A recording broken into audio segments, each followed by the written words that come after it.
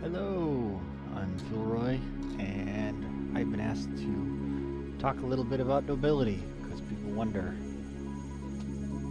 just what is nobility?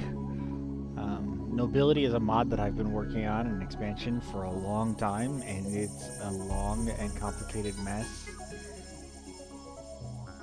and it deserves to have some explanations put out about it, so let's see what we can figure out. It's intended to be a collaborative, community-based expansion. Parts of it are my work, but a lot of it has been the collective gestalt of the TI4 homebrew community over the years, producing good ideas. I've, along with talking to some other like-minded individuals, have been actively collecting, with permission, talking to the original creators of the ideas, or where we ran across them saying, hey, can we use this idea? And they say, yeah, sure, run with it. So we said, okay, thanks. But collecting ideas and different things that work well together to build a cohesive expansion that feels like an expansion that was intended to always be played together, not just a bunch of stuff thrown at a table and mixed together. And anybody who's played around with Minecraft mod packs will know what I mean when I talk about lots of mods that just get crammed together into a pack and they kind of work in parallel to each other, but they don't really work together. We didn't want that. We wanted something that was a kind of a cohesive, stitched together expansion, and so that's what we've been working on doing. History of the project. I've been working on this now for 3 years, and I'm not done yet. I'm one guy working on and off when I have time in between life and work and other stuff going on.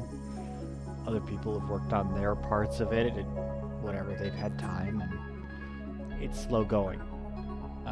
3 years ago is my earliest record, digital record, that I could go back and point to at times where I had a hard time timestamp on a Google Doc that I had been started with the purpose of recording this stuff on. I know I was thinking about ideas that ended up being included in Nobility before that. So, a little over 3 years in the making. When you consider that TI4 has been out for about 4, those ideas have been floating around for a while. Really, I started putting them down though early summer of 2018. Collaborative project kicked off in really January 2020. So here we are, a little ways late after that. Let me back up here. We've made good progress at times. There was a time, like, pretty close to before POK was announced. I can think back to, hey, we were producing stuff, and yeah, people were interested in what we were doing, because turns out they were playtesters, and stuff that we were bouncing around in the homebrew community, we were developing in good examples of convergent design at the same time that they were developing the same stuff for POK, and it's like, hey,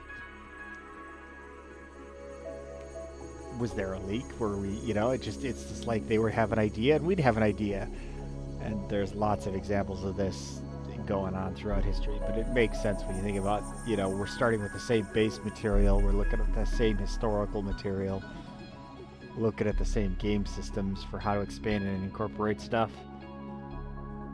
It's not surprising that we had some educated guesses that were similar to what we saw in Prophecy of Kings. And we actually had a couple of rough play tests early on, and they were valuable, and things changed. Prophecy of Kings came along. Some parts of our design just needed to be scrapped because POK did it, and we're going to base it off the official systems. We didn't need to worry about leaders. We didn't need to worry about mechs. We didn't know what the exploration mechanic was going to be. System tiles were coming. Hyperlanes were coming. These were all things that had been homebrewed and were being included, or intended to be included, but didn't end up needed. But we also had some unique ideas as well that just needed to be rebuilt to use POK game mechanics. And we didn't want to let that go to waste. So we continued. We didn't just abandon Nobility. We just kind of threw it on the back burner for a while. And fortunately, due to some of those same convergent idea designs, that means we were abandoning a bunch of work. Also meant the work that we were not abandoning wasn't that hard to adapt to POK stuff to continue to use it and keep moving forward. And so we were able to keep, our new overhauled objective system, economic overhaul, strategy cards and rules, civilian ships and units, new trek tree, purple.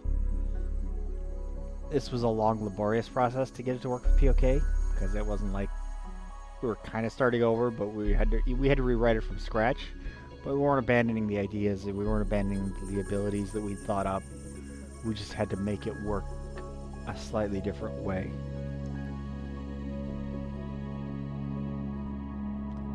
And the community helped too. It wasn't just me doing it. There are lots of people who have helped out, and and they continued to do with the homebrew community for TI4, which is continue to be fascinated by TI4 and the ideas that it produces. And we produced a lot of ideas since POK came out. And I sat back, and I freely admit, I played a little bit of a puppet master, and I made little suggestions here and there. I said, oh, that's a great idea. Would you think about taking it in this direction? Because if they took it that direction, it would dovetail in better with Nobility, and I could co-opt it into the expansion with permission. And being upfront about it. I mean, honestly, ultimately, I was very upfront about it, but nudging things to make things fit.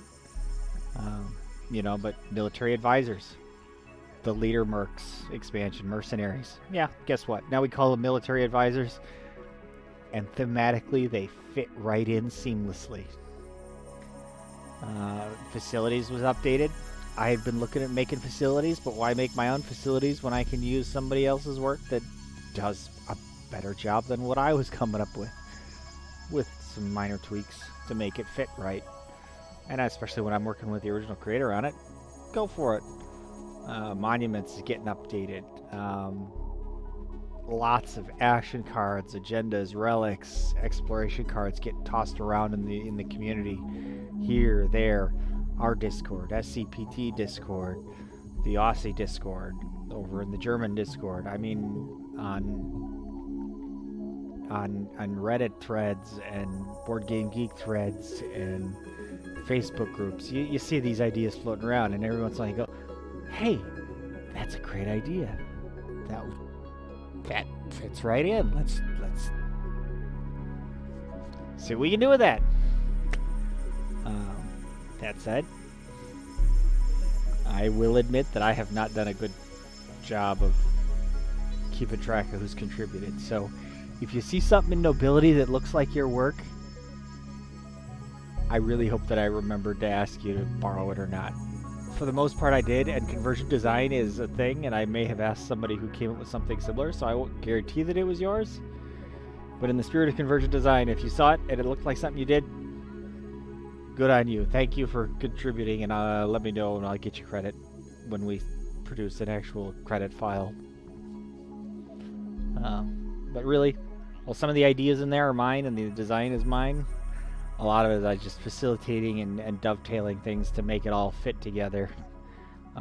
Coming up with cards and things to make different mechanics and different systems integrate with each other so that they don't, so they cross-talk to each other. But it worked out, Things have been fitted.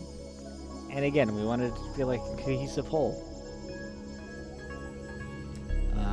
And it's been an amazing process. I saved a lot of old digital files in my Google Drive that I go back to and I look at when I need to brainstorm, because there are ideas that I have had, abandoned, come back to, abandoned again, reworked, brought back in, abandoned again, in just this iterative design process over and over and over again.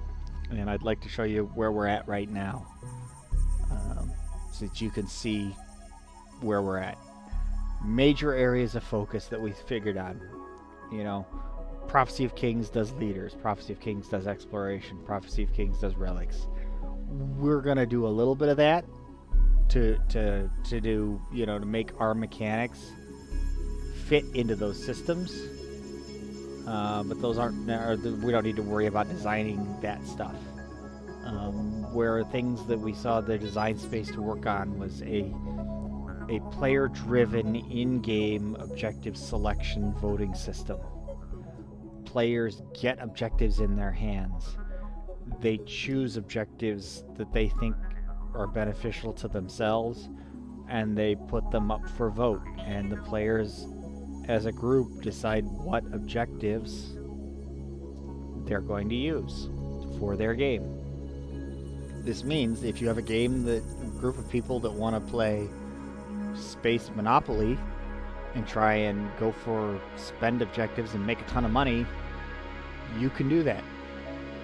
If you want to put objectives into the game that are bloodthirsty, murder everybody kind of things, you can do that. You want to play Space Risk and you got a group of players who want to play Space Risk, you could play a grand game of Space Risk and not get frustrated because that's all the spend objectives coming up, which means you have to spend money on spend objectives instead of buying plastic to go murder your neighbor.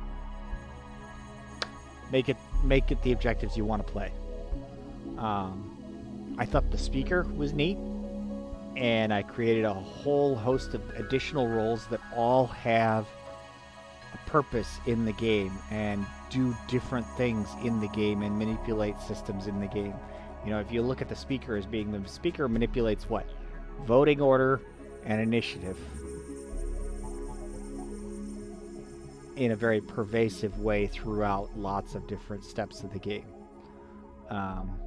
You have a commissar who's in charge of leadership and intimidation stuff. You have an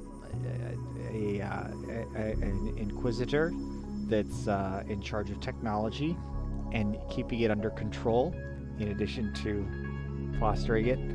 There's a chamberlain who's in charge of manning the nobility, as it were. He's in charge of the emperor's private chambers, and he has the king's, the emperor's ear, as it were.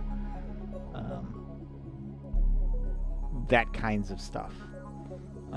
There's an administrator who is in charge of administering the empire on a day-to-day operational level and managing the masses and stuff like that.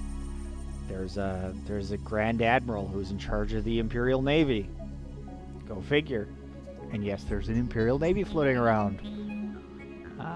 It's opposed to bringing in mercenary units. You simply have the Imperial Navy that is in charge of keeping peace, and they have their massive frigates all over the galaxy, and strangely enough, they're in charge of keeping the peace, but they sure will take bribes to get involved in local squabbles and enforce the law as a matter of helping you to put holes in somebody else's ships. It's kind of funny, but there's mechanics there. I'll show you that when we get to the law. We added a whole tree of civilian units and a civilian-focused tech, where it's to add some more life and vibrancy to the galaxy, so it doesn't just feel like a bunch of warships running around bashing each other, but it's an Imperium that is filled with civilian traffic too. So we wanted to try and bring that lifeblood to the map in some small way. Rework the trade good economy. Trade goods now have colors, which plays into whether they count for you as trade goods or commodities. Super simple. That was another thing I like to do, is I wanted to keep simples and rules exceedingly simple and easy to understand, but with complex nuances in how they worked out long term. So expanded the trade good economy. Imperium-wide events. Events will show up periodically that boom, impact different parts of the galaxy or the Imperium as a whole. And so now you feel like there's stuff going on in the background, and you're set on the grand tapestry of the entire game. That's the hope. Will it work out that way? Well, the proof is in the fun. So we got to play it and find out. We added a couple of new leader types, advisors. Like I said before, those are your mercenary leaders. There's a leader for every faction in the game who will hire himself out to the highest bidder and do stuff for you that is in the vein of that faction's normal abilities. But you gotta pay an upkeep. Mercenaries like to get paid. If they ain't getting paid, they leaving. So these leaders reflect that. You gotta pay an upkeep cost to keep them active, keep them doing stuff for you. Otherwise, they leave. Diplomats are your leader for your leadership's tie-in to the objective system and selecting stuff. And they also then ties into the civilian units because you have a neutral diplomatic craft that flies around and interacts with your leader for your diplomat for going to the Senate. We've added additional faction-based stuff, player-based stuff, neutral Imperial facilities. There are facilities now that are player-based, where it's every player has their own set of these abilities to tweak their empire a little bit. You know, that planet that you have that's 0, 2 and has 2 influence, but you have to spend like a 1, 2 resource planet to make it work, to get that 1 command counter. So it's that command counter is costing you 3 influence and 2 resources, and you're like, this is a crazy stupid deal. You can build a facility on that influence planet to raise its influence value by 1, so now it's worth 3 on its own, and you don't have to waste those other resources for it. But it takes a little time to do that. You gotta invest in building buildings. And then there are the neutral Imperial facilities. These are cornerstone buildings of the government of the Imperium as a whole. Each role is associated with a strategy card, which is associated with a ministry or a bureau or a branch of the Imperial government. And these facilities can be found on the map, and if you know where they are, you can manipulate them, and they can give you abilities to do stuff. And then, of course, you know, action cards, exploration cards, agendas, all kinds of stuff to try to tie all this together and to make and influence all the different stuff we added. It sounds like a lot. I promise you it's not as scary as you think it sounds off the bat. So let's take a look here and see what we got. Future plans, just in a nutshell, keep refining and balancing. We're getting to the point now where we can actually start to play test this. Stuff will be broken, no doubt about it. A lot of numbers, we had to kind of guess what was right based on our gut and our experience. And I think we're pretty close, but there may be some things that don't work the way that we thought they would, or need to have the values tweaked. No big deal. That's just proof is in the play. Test it, and it'll be fine. There are a couple of design spaces left to explore. Right now, diplomats are kind of cookie cutters for everybody. We're looking at maybe tweaking a little faction ability where different kinds of diplomacy come from different kinds of factions. Some people are more into gunboat diplomacy. Some people are more into stab them in the back diplomacy. Some people are more into rally the people diplomacy. Those are thoughts that we're thinking about and looking at trying to tweak into our faction, you know, potentially making the diplomats from cookie cutters into factions. And of course, relics, agendas, explorations, cards, all that stuff. Maybe some more planetary systems anomalies. We're still getting used to POK and the system selection for what's available. So there's a chance, though, that we might want to add things. I think that with anomalies, there is some room for maybe some more new anomaly types that have different game effects than what we're used to seeing. Not sure where we're going with that. That's something I just got cooking in the back of my head and I'm keeping my eye out for. And of course, even since the time I assembled these tabletop simulator tables to show you folks, as I've been going through it the last day or so and showing people stuff, I've got a notebook here full of notes that are stuff that I've discovered that needs to get fixed. Stuff that I hadn't updated. You know, I designed at one point in time and then I changed a system or changed terminology and never got back to rebuilding the components. So we'll get there. That's the core systems are in place. It's just sometimes the wording is funky. Too easy.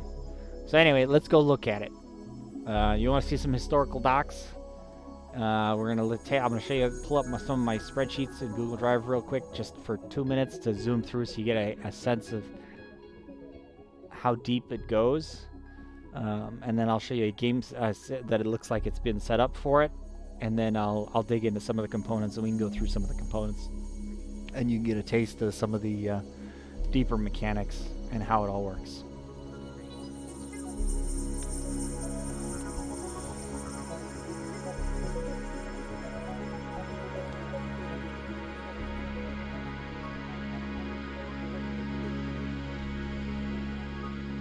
There we go.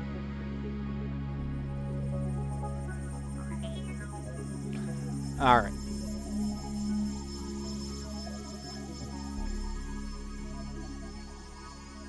This is where I had, this is my objective list. And even this is out of date at this point. I spent some time today, printed these out, compared them what I actually had in the game, and yeah. Even these lists are out of date now because I made changes and stuff, and I gotta go through these things again. And let's move my face over here so I'm not in the way. So, but yeah, we're working on this stuff. This is where I was working on. Hopefully, I click in the right place. Turn order stuff. Starting to establish the updated turn order. I've got something in the game. I've already discovered things that are wrong with it that I need to fix. It's the nature of building a mod. There's always more ideas than you've got to deal with the details. Trade good update. In a nutshell, trade goods, if it's your color, you call it a commodity and it's a commodity for you and it has no value for you. If it's not your color, it's a trade good and it has value for you. And that's about sums it up.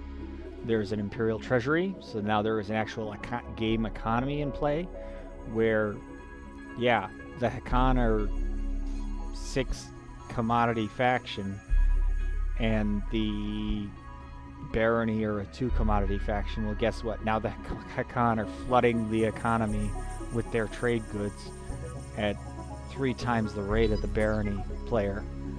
So that means the Hakan are more likely to run into their own, 3 times as likely to run into their own trade goods out in the markets, and they don't want those things. So don't worry, it works itself out, and I've got mechanisms in play to keep the economy under control artificially, but it's inner little fine details, fine nuances that you get to juggle now and think about.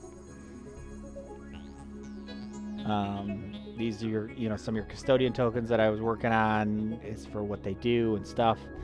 I'm talking about Imperial units and factions. This is stuff that I abandoned because somebody came along and did a better job. So let's go with what somebody did that was better. Looking at faction objectives, faction IOUs, faction promissory notes. Yeah, I've still got all this stuff. I'm not doing it.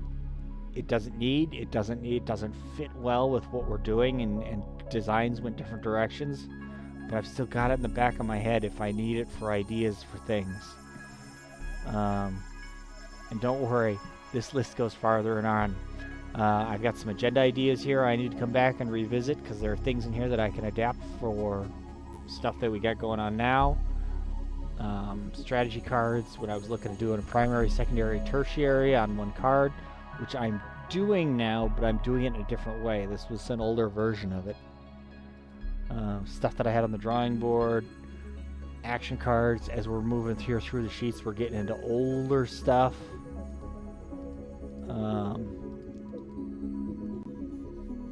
You know, old design overview. And this page was done months and months, a couple of years ago. But even then, you know, I'll show you on a different page here where I went through and I said, hey, what's in POK, what's not? And I basically took this and I said, hey, this is in POK, I don't need to worry about this. But even then, there's a lot of stuff here that early on we were looking at doing. Leader ideas. I'm looking at the old TI3 leaders and what they were and how they worked and what they did. That stuff may show up in slightly different form with our faction diplomats and stuff. But leaders are outrated. We don't really need to touch this stuff. So it's there for reference, but we're not using it. Who are the custodians? You know, what are their roles? This was an old thing where I was working on objectives, trying to come up with them and build them. Still got it here. Still stuff in here that I'm not using, stuff that I am using. But what's, you know, in here, what are the thoughts about what? Because we have different. There are 8 different objective decks now. 9 if you count the secret deck. We turned a 4X game into an 8X game. And each of these objective decks is thematically attached to one of those 8 X's. This one only lists 6, but you know, like I said, it's an older version. Strategy cards, you know, what dual-sided strategy cards, just ultimately 2 different strategy cards. Yeah, we were looking at this kind of stuff early on, and it's in there still. It's not, doesn't look like this anymore, but it's in there. But yeah, there's lots of stuff here. Let me roll up here to the beginning here. And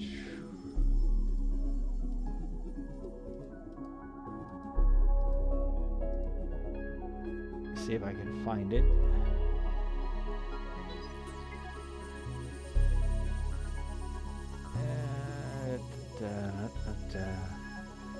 Event decks. No. Maybe it was this page. Trade goods and trade consortium, gambling of trade goods in a free market exchange. Yeah, that's the Imperial Treasury now. Doesn't work anything like this. Says here, but it's in there in a different form. Leader units, not really in there anymore. We have leaders, but we have some civilian units that do have some game effects, so it's kind of there. Planets, it's in there. You know, looking at additional planets, POK did that. We don't need to mess with it. At least not yet, although we may tuck a couple of things in just for funsies. Exploration, moons, special bases, monuments. Yeah, we were talking neutral buildings. We were talking about this stuff years ago before POK came out. Adventure cards. Cards with flavor text and choices for players to make. That's kind of what we ended up with. We don't have a whole lot of flavor text necessarily on those cards for simplicity, but we were looking at that. Convergent design is a thing. You look at where we were starting. The assistant, nobody's ideas were stealing anybody. Dane's conscience is clear, and I assure you, no weirdness. Yes, the community was ready to do these things, which is why it's here. Academy, hire the best and brightest, the upcoming minds. Gee, that turned into the Mercenaries mod. Somebody else did it better. We're using what they did. We just adapted it. Senate, your revised strategy cards, victory points, new hexes, monuments, faction objectives. We've got them in there. They're not what I had here, but it's because somebody else did something that worked better and fit better with what we need, so I didn't need to look at this stuff. Neutral stations, neutral facility stuff, racial Imperial infrastructure was a big one. Planets and facilities that are out there. Racial agendas is kind of in there with faction objectives now. to where each factions have ways to get at their racial technology without having to go through the research system, which I think is important in this one, as starting objectives. So I mean, lots of this stuff made it in there. You know, and I was looking at, you know, how were we going to break the rules with it? What were the concerns for balance? How were we going to balance that stuff? When we did it, what kind of fun were we trying to add to the game when we did it? Looking at it kind of deeper than just going, ooh, shiny, this sounds cool, let's do it. No, let's stop and ask, why are we doing it? What are we doing it for? What's the fun we're trying to bring to the table? That kind of stuff. But that's just one design document. I've got, you know, I did surveys about what people's perceptions were for different factions' diplomatic skills, so that we could look at that stuff.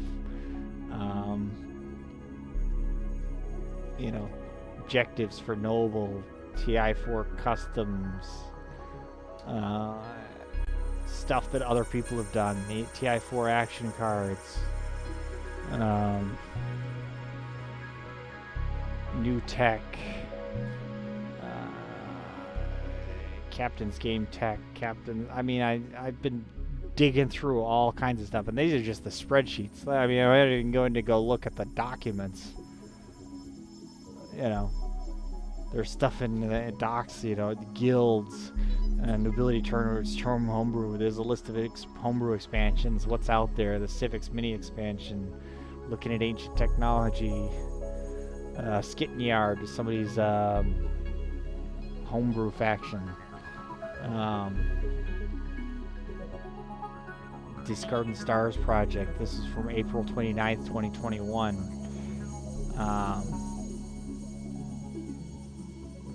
Monuments, Civilians Purple Tech, digging into Discordant Stars lore, Mercenaries,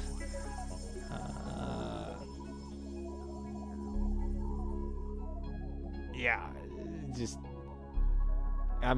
January 25th, 2020, TI4 Nobility. So, you know, boom, getting back there. May 25th.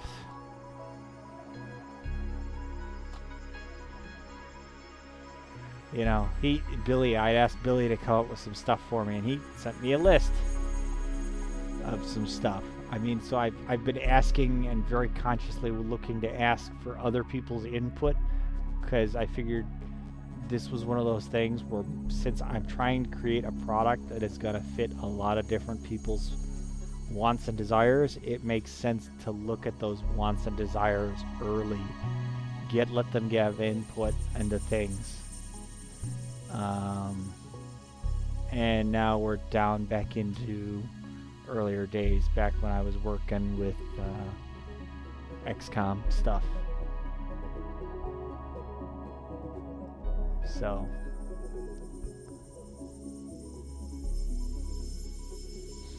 you know, but it's all here.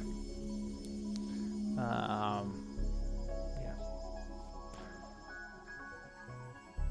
Now here, March 28th, 2020. Yep, that was an earlier version. I was thinking about calling it Warriors, Explorers, and Statesmen.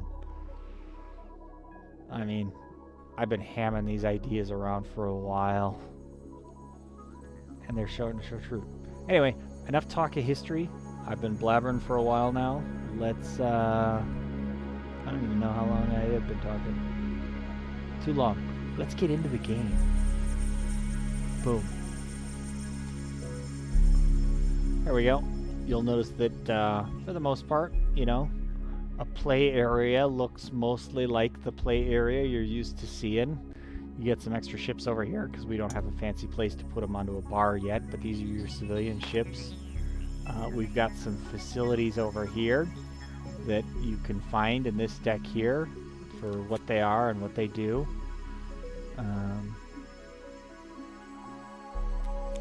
The embassy. What does the embassy do? You can place it on an industrial planet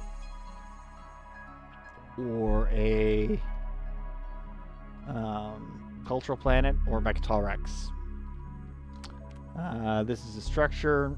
It increases the planetary of the planet by X versus plus to the total numbers of this and adjacent systems. So if you can get a bunch of people who are willing to build embassies all next to each other, you can have a big cluster of embassies.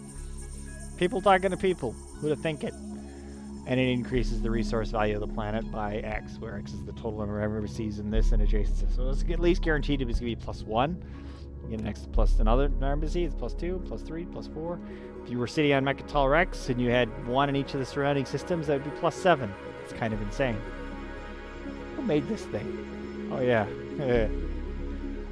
Just kidding. It's the embassy. The embassy is this one here. Boom. You know, you build that guy out there. If you want to, colony somewhere, you could build it pretty much on anything. Basic facility. Colony just increases the influence by 1. Trade station. Put a trade station out there. You could build that on any of the basic planet types, or anything that has one of those basic types. It produces, let's see, what does this do? When placed, draw 2 trade goods from treasury and place them on this planet. Oh yeah, trade goods can go on planets and in systems, and they represent cargo that has value and can be hauled around the map. So, you're like, but I don't want to spend my time having my carriers do all that, because carriers, cost 3 and have a capacity of 6. Well, if you're sold, they're great. But you have civilian units, little civilian freighters that can move around. The advantages of their civilian units so they don't spark combat. They can move through enemy systems and coexist with enemy units, and as long as the active player, when he activates the system, doesn't want to include the civilians in the fight, civilians can just move around. If he wants to blow up the civilian ships ain't got no guns, they just go pop.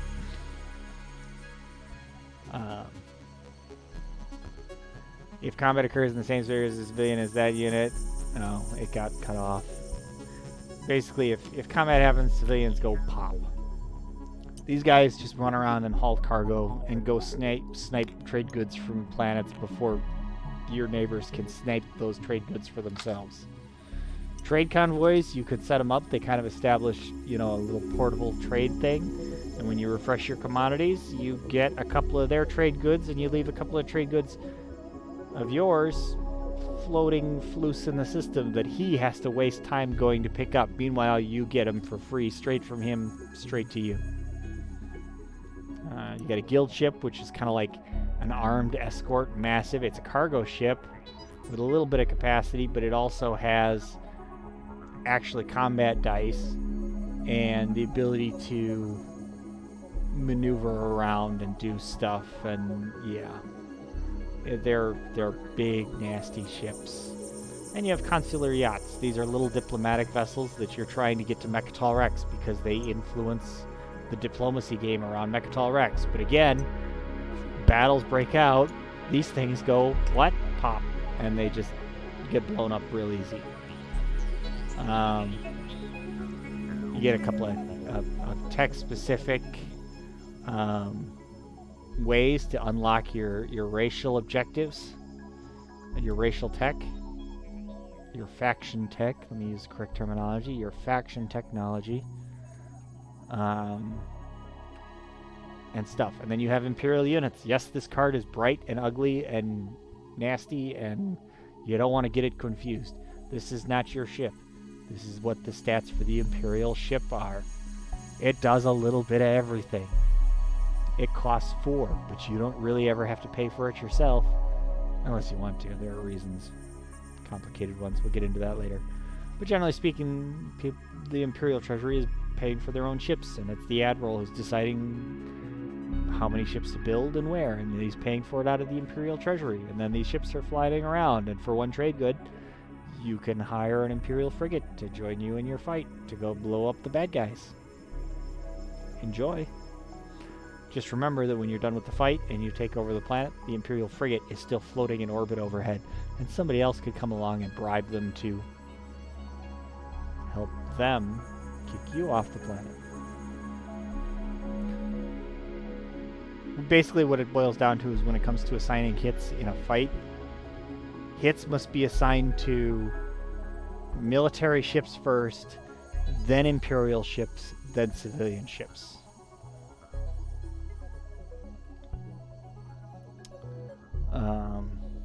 In that order, there's a priority system. So the Imperial ships will try to protect the civilians and take the hits first, because that's their job, so to speak, but it works. Factions have a monument that can only be built on certain planetary types, and there's rules for what it takes to produce it. When you would place a space dock using the construction strategy card, you may place your monument instead. So when you're going to build a space dock, when the rules say build a space dock, you can do your monument instead. If the rules say build a PDS,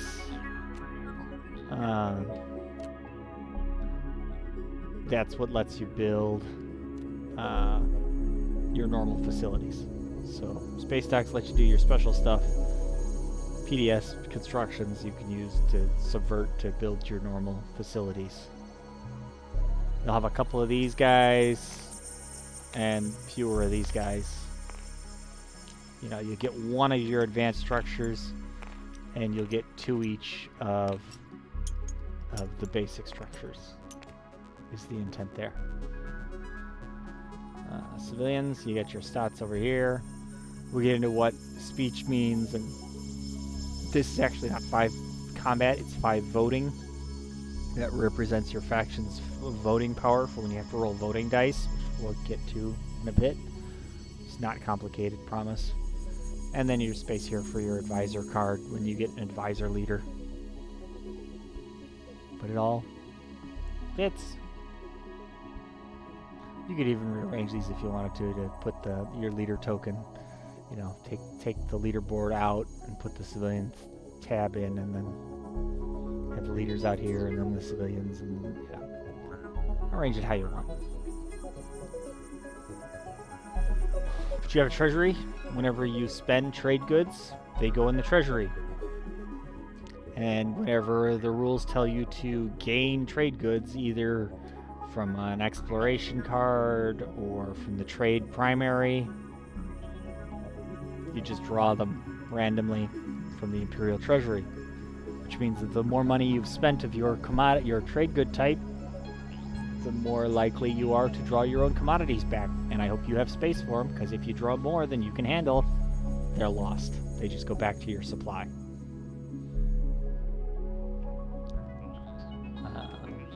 But yeah, so you have the Imperial treasury now. It's out there.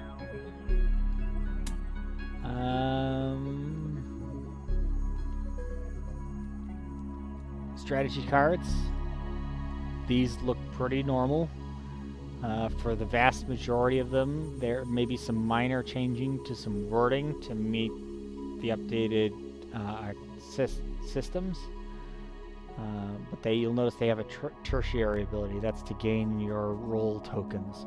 If you take leadership, you can do the tertiary. You do the primary, then everybody else does the secondary, and when the card comes back to you, before you end it, you have the decision of whether or not you do the tertiary ability, which for most of them is just, are you or are you not going to claim the Commissar token? This guy gets the Chancellor token. This guy does the Speaker token.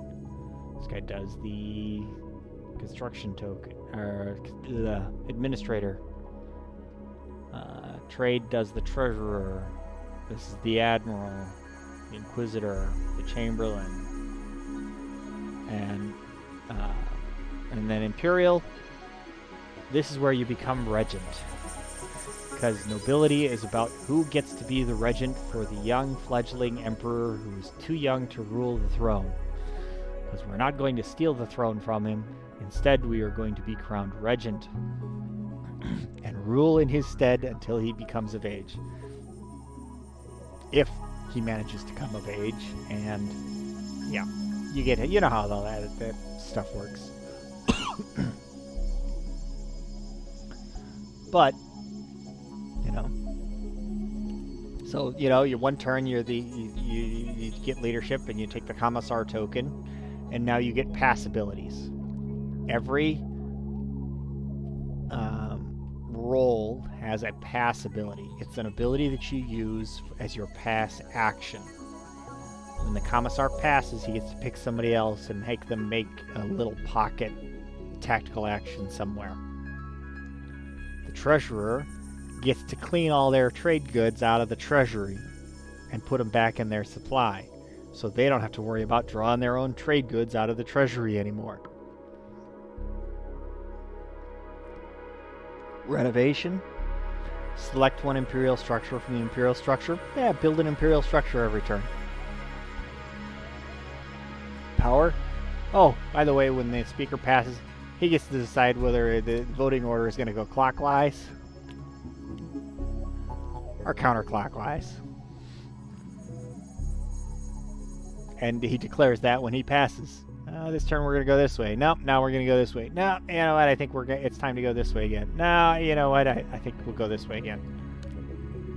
The Chancellor, when he passes,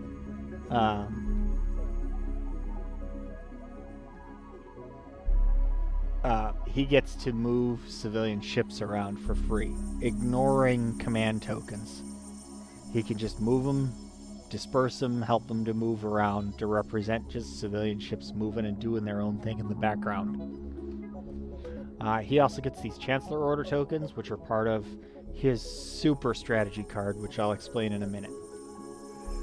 The Regent gets to use unplayed or unscored strategy secondaries. He just picks ones that he wants to do, and he gets to do them because he's the Regent, and he gets to do 2 of them when he passes. I can see him using that. A lot of warfare secondary. Hard to pick on the Regent. Cabinet, he gets to pick something on the docket and say, you know what, we're not going to do that one this turn. That objective that player really, really wanted to come in so that they could do it next turn, no, we're not. That one's on hold. We're gonna forget that one in my pocket and forget to talk about that one this turn. The Inquisitor gets to forbid technology. He gets to look at the board and say, oh, everybody's getting Lightwave. I don't have Lightwave. I'm going to forbid it as my pass action. Nobody can use Lightwave deflectors anymore until somebody takes the Inquisitor away from that player, and everything that the previous Inquisitor had forbidden gets unforbidden. You haven't lost the technology. You haven't unresearched it or forgotten it. You just can't use it in the interim.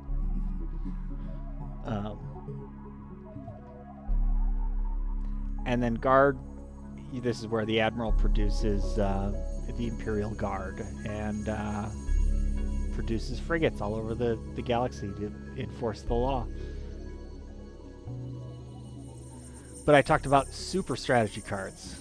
Okay, I take in leadership. Now I'm the Commissar. Next turn comes around. Oh, leadership comes to me again.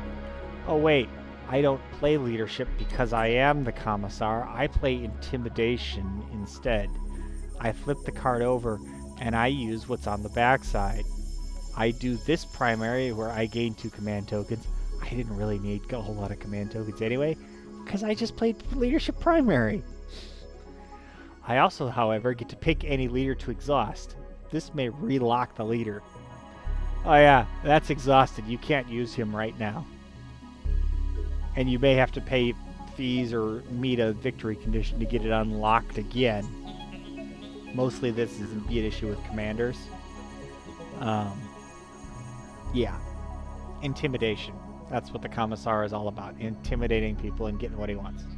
Oh, and the secondary. And these values may change a little bit, but if people want to do stuff, they're going to have to pay you.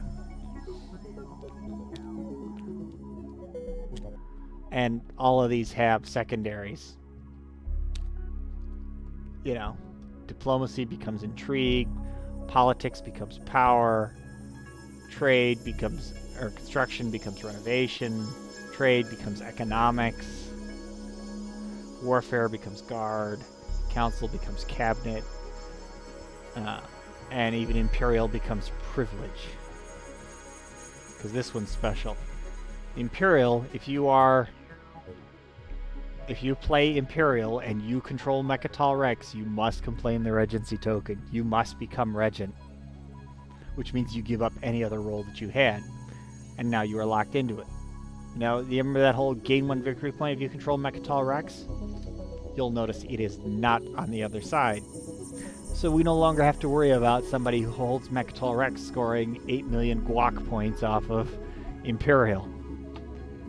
They do, however, get to use the Exalt deck to select one Exalt objective, and they place it face down in the scoring area to be revealed as a public objective during the next status evade. These Exalt objectives, exalt yourself, hold yourself up and, bring honor to yourself, are crazy little objectives that do crazy things. There we go. Here's the Exalt deck. These are challenges that only one person can score. So obviously the Regent is going to be looking through this deck and picking things out that he thinks he is going to be able to score, and he can prepare himself, because only he knows what it is, to try to be able to score it. That said, when it's revealed, it's open season for that guac point.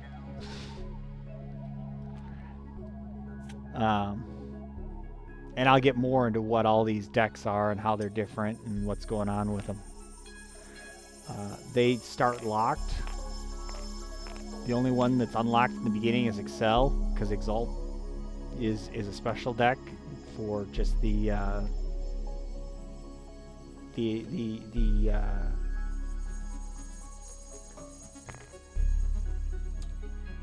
Regent to use. So, boom. There you go.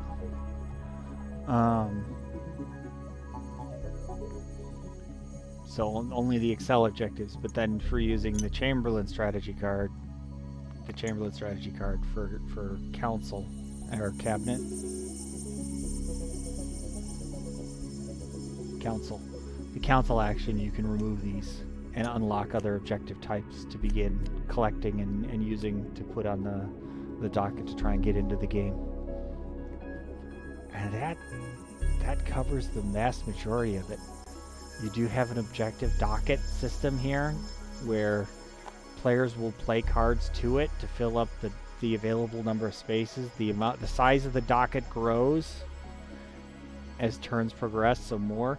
But the player who gets to put stuff on the docket is the player in last place. It's a built-in catch-up mechanic to try and give the guy in last place a chance to put objectives out there and get objectives into the game that likely work for him or her, for them, for it, whatever, work for them, it, whatever, because we're looking at Mantis AI here down the road. I'm always planning ahead. I'm not saying it's gonna happen, but there's a little part of my brain that's thinking about it now before we get there 10 years from now.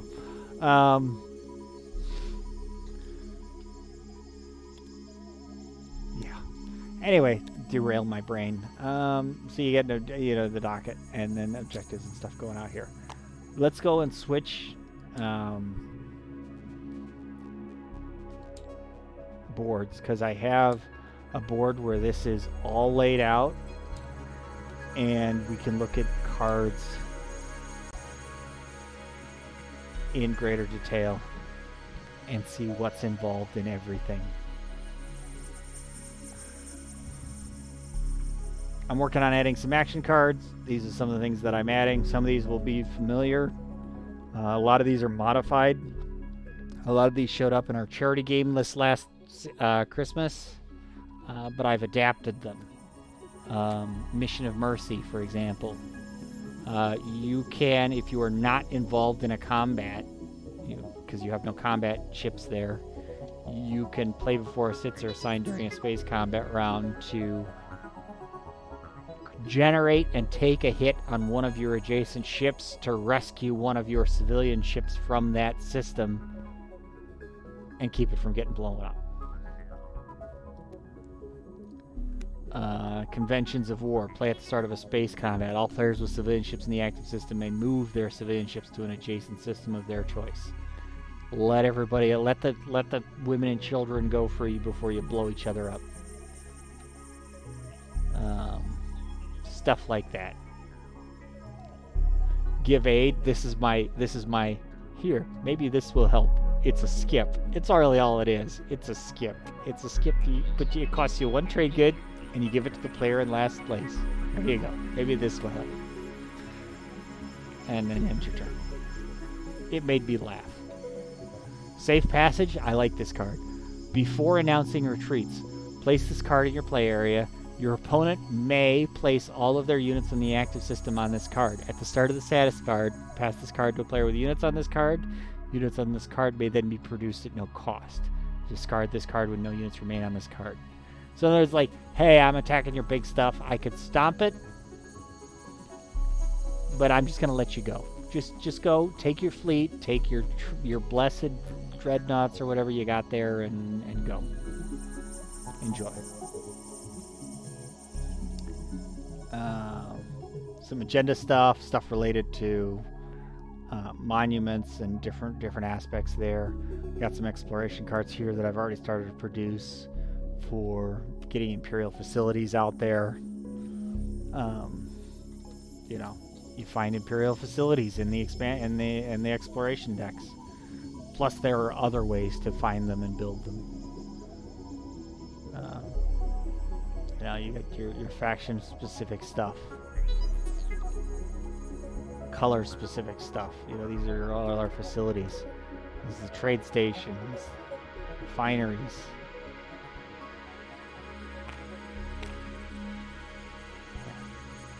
You know.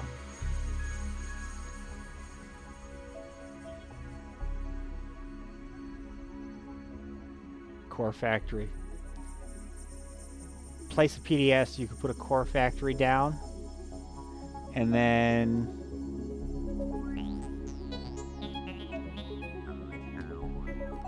as an action you can replace it later with 1 valid non-space stock structure. You can turn it into anything, including an Imperial facility, including another advanced facility. You can put it somewhere. It's a production 1, so you could use it as a production 1 somewhere. Very briefly until you turn it into something else.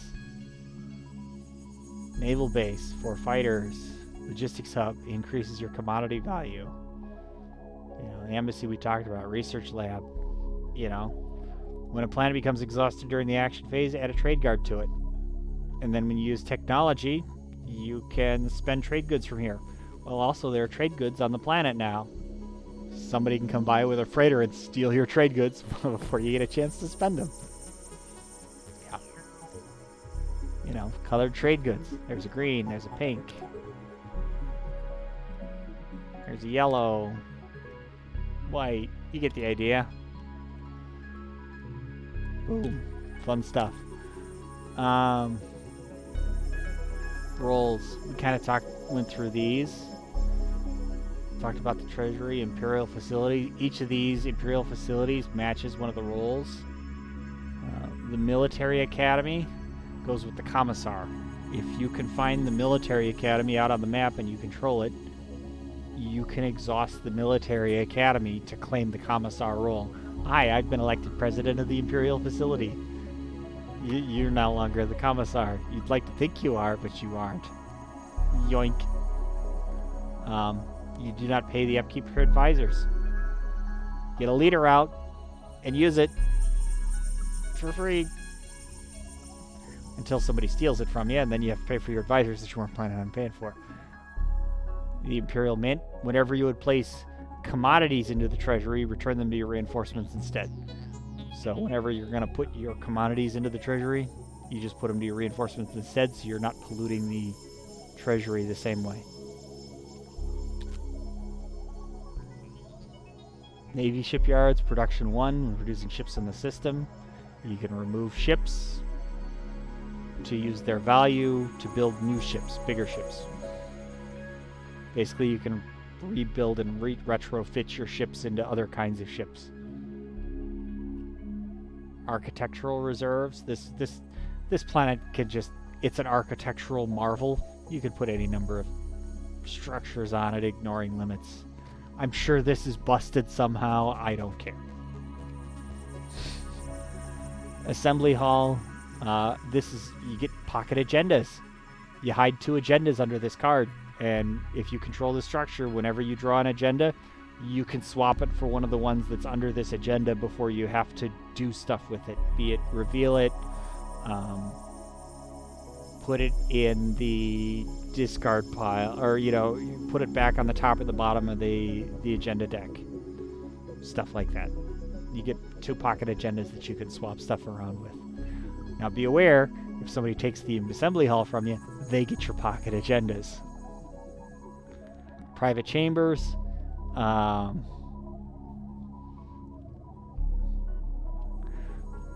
You can exhaust this to give the people in last place voting dice, while you get the same number of voting dice yourself. The oubliette. This one I laugh. I'm an evil person. When an action card is played, you exhaust this card and give any card under this card to the player playing a card. The card they are playing is canceled and placed under this card. It's like a sabotage that's reused, but the card that you're playing and they're canceling is not being canceled, it's being imprisoned. But it can only imprison 1 card at a time. So if you go to imprison a second card, whatever card is under here goes to the person that you're taking something from. So, it's like you take a sabo from one guy and you put it under there, and then somebody else plays something else that you hate even more than a sabo, like a reactor meltdown. But then you give them the sabo that's under here to get the reactor meltdown under here, or whatever. So it'll mix the action cards up, and cards that are under here are out of play and can't be affected by stuff. So you can bury a card under here. And then the law quartz.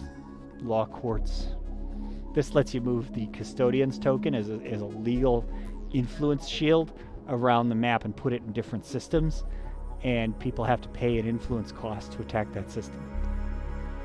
It's not the same as diploing a system, but you're tying that system up in legal battles, and people have to spend influence to do anything in that system. We have events. These are something that'll require a lot of play time and play testing to see if they work. These came from the community, and I had to modify them to soften. Some of these were rather brutal, and that's not what we wanted. I wanted to soften them a little bit, so they weren't necessarily going to be brutal. Hey, Wicker, you're in the game.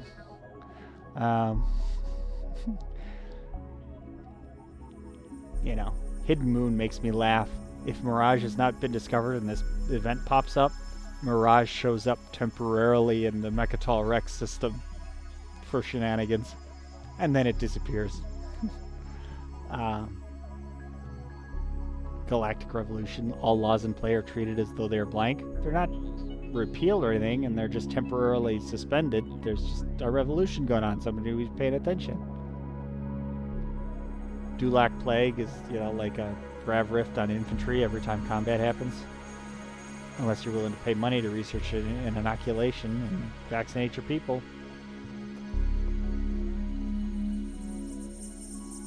Yeah, just fun stuff to mess around with. The Chancellor Card.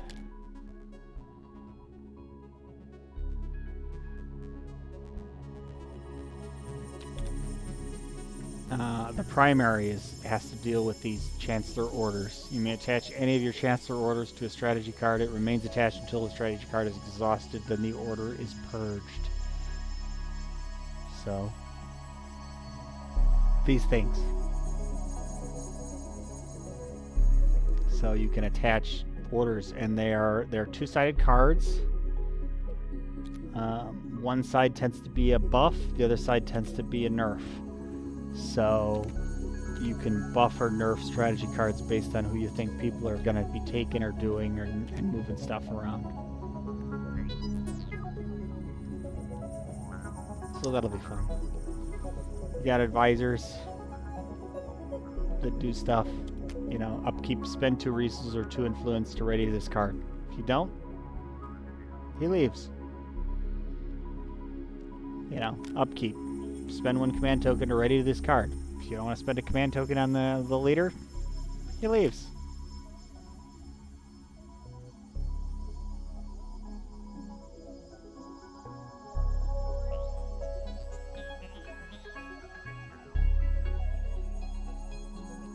You know, just stuff to do stuff.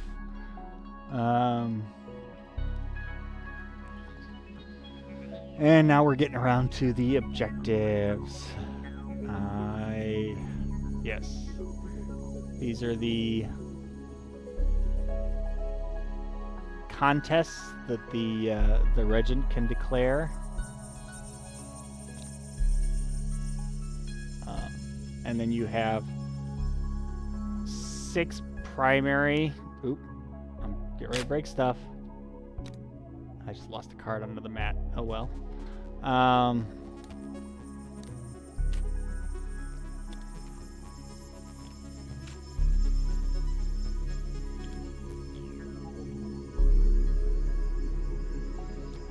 You explore, exploit, exterminate, exchange. Exploit, exterminate, exchange, explore, expand, exert. You know, you exchange resources, you exterminate enemies, you exploit opportunities, you expand your empire, you explore the galaxy and exert control and excel yourself. But then these thematically, you know, exploiting are all kinds of weird opportunistic things to try and, you know, opportunity cost type objectives is the idea. Extermination is pretty obvious. Space risk, blow stuff up. Exchanging is all economy based, looking at trade goods, coming up with trade goods and resources to do stuff. Expanding is expanding your empire, controlling territory. Exploring is research and technology and looking at the weird stuff in the cosmos. Exerting control is being big and intimidating and controlling things, but not necessarily directly controlling, but like intimidation and, you know, saying, hi, I'm a big dog, leave me alone. And then you get to your last objective type. These in the middle, there's 12 of each type, 5 2-pointers, and 7 1-pointers. And then you have 6 secret objectives for each of those. These all collectively go together into one giant secret objective deck that has 36 cards in it. Big. I know. It's okay. You guys can handle it. And then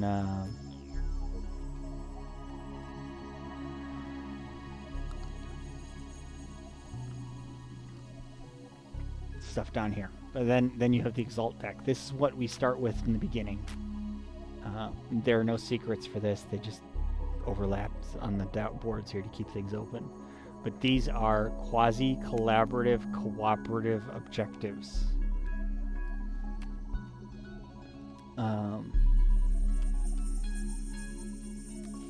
That people have to buy into and contribute towards in order to be able to score the VP. They're not scored until a certain condition is met. And then anybody who has contributed to it the right amount gets to score the victory point at that point. Spend 20 resources total. Place a control marker on this card when you spend 4 resources and score at the end of the status phase.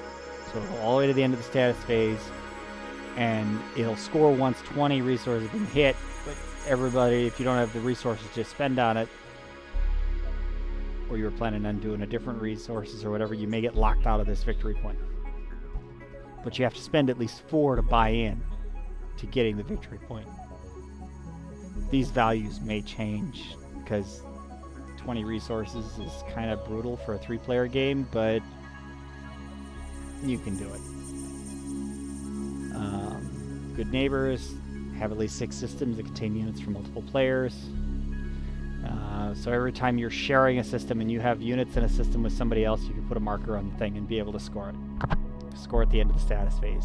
So once there are 6 systems that have shared units, people have muddied the colors, you can score that one. 4 envoys. That's a terminology change. I gotta make it. But there's a ship where you've got this guy. The consular yacht is what it's supposed to be. 6 of these floating around Mechatol Rex. You can score that point. These guys, these little ships. Please.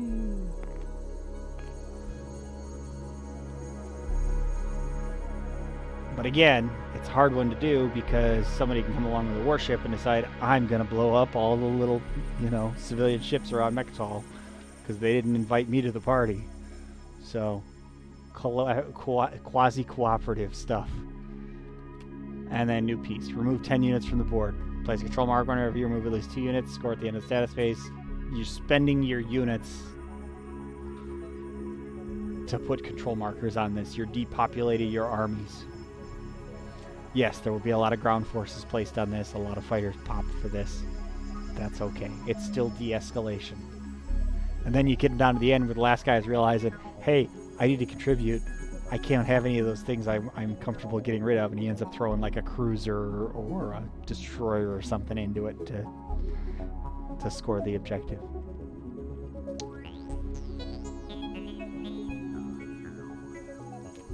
But players are going to end up with these cards in their hands. Just grab a handful that are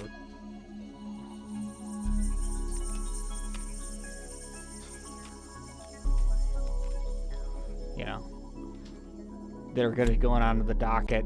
The first couple of turns, it'll be 1 card. It's no longer 1 victory point objectives only. It's 1 card. Somebody could put a 2-pointer out there if they have one. And it could go on the docket in those first couple of rounds because it's only 1 card. Then once you hit what used to be the round 2 objectives for 2 points, now you can put 2 cards out there. You could put 2 1-pointers down.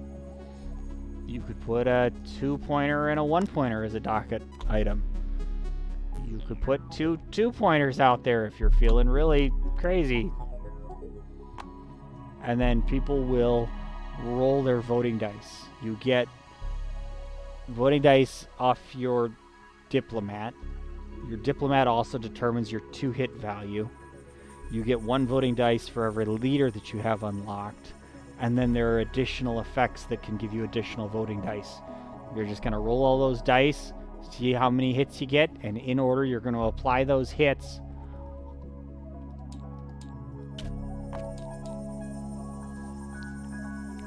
to things. And I may get rid of the against tallies. But I may not. You just, you apply your hits. And every turn then, whatever's got the most 4 votes, that set of docket items is what is brought out and added to the scoreable objectives that turn.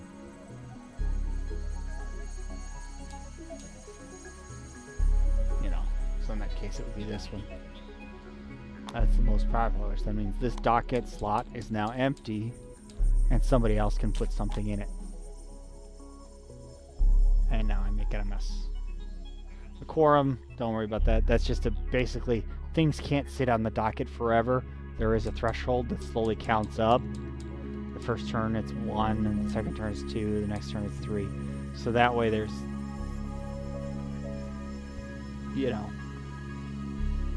stuff on the dockets have to have activity or they get kicked off. So that's basically all it means.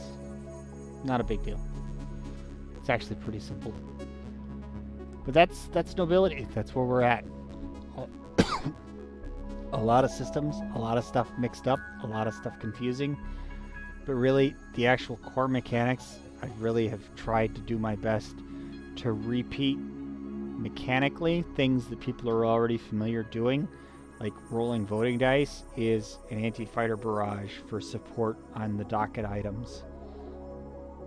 Or bombardment. You know, there was a thing there about speech on these guys, right? Making a speech roll, speech 6 times 3, that's an anti-fighter barrage roll when you're voting in the agenda phase. So if your guild ship and your consular yachts are in orbit around Mechatol Rex, you can roll those at the beginning of the agenda phase to get some extra votes that you can spend on stuff.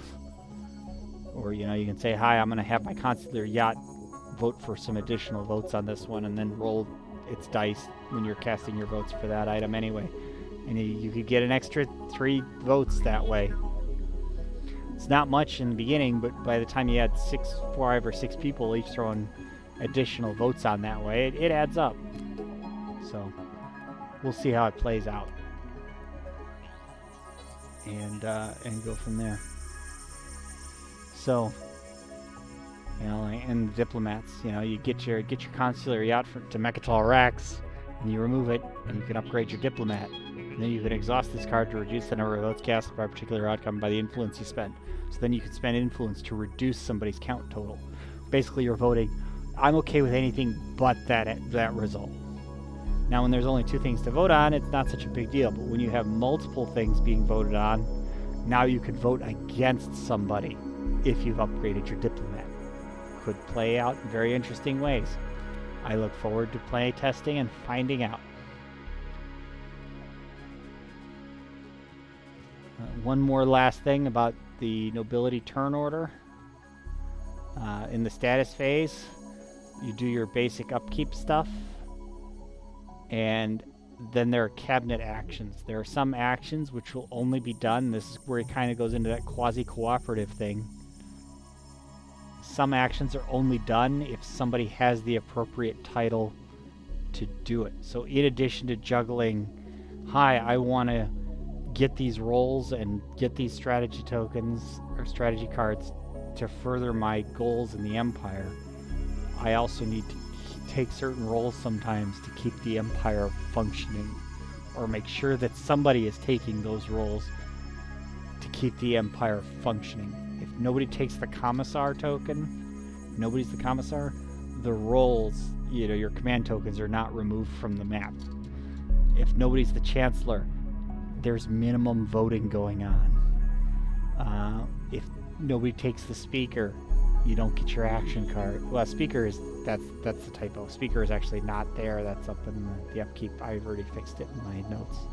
Remember I said stuff that I've already figured out I needed to move because I screwed it up? The Administrator. If nobody's the Administrator, planets don't refresh. If nobody's the Treasurer, you don't do the economy stuff where you're putting trade goods out on the map on certain buildings. If nobody's the Admiral, nobody's taking care of the ships, and anything that's wounded or damaged doesn't get repaired. Nobody takes the Inquisitor, all those techs that exhaust, suddenly they don't refresh anymore. If nobody's the Chamberlain, nobody gets to draw their free objective. I may change some of these around. Nobody's the Regent? Well, if somebody's the Regent, however, they can trigger a missing cabinet step. So they can make sure that something happens. Oh, nobody took the Commissar, I'm the Regent, we're going to do that anyway. And, you know, the outline's here. I got a more detailed version elsewhere, but it's all here, and I think it'll all work. So, anyway, that has been my introduction to what is nobility, to give you a rough outline. If you would like to get a copy of the saves, you can fumble through this stuff a little closer. That can be arranged. Let me know. That's all I have for you. This is Philroy, signing off. I'll see you around the game table.